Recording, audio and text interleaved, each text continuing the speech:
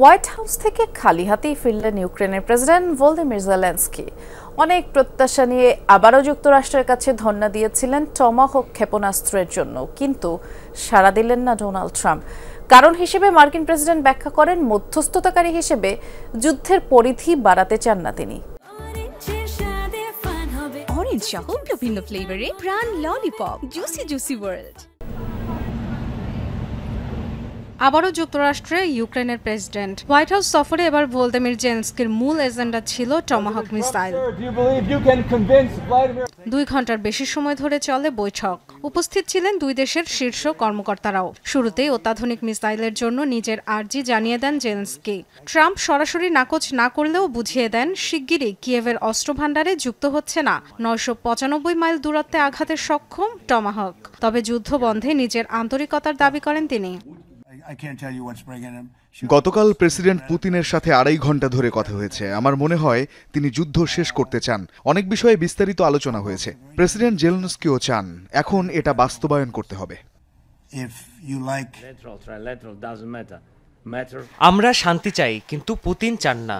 সে কারণেই তার উপর চাপ প্রয়োগ করা দরকার। আমরা দ্বিপাক্ষিক, ত্রিপাক্ষিক সব কাঠামোতেই আলোচনায় প্রস্তুত। আসল বিষয় হলো শান্তি স্থাপন। আমাদের নিরাপত্তা গ্যারান্টির জন্য অস্ত্র প্রয়োজন, মিত্রদের প্রয়োজন। বৈঠক শেষে সাংবাদিকদের প্রশ্নের জবাবে ইউক্রেনকে টমাহক দেয়া প্রসঙ্গে স্পষ্ট কিছু জানাননি ট্রাম্প। রাশিয়া ইউক্রেন দুই দেশের প্রতি এই মুহূর্তে যুদ্ধ বন্ধের আহ্বান জানান তিনি। আমি মধ্যস্থতাকারী। পরিস্থিতি খুব সহজও নয়। টমাহক খুব বিপজ্জনক অস্ত্র, ভয়ানক। আমি চাই এই যুদ্ধ শেষ হোক। এখনই যুদ্ধ থামিয়ে উভয় পক্ষের বাড়ি ফেরা উচিত। হত্যা বন্ধ করুন।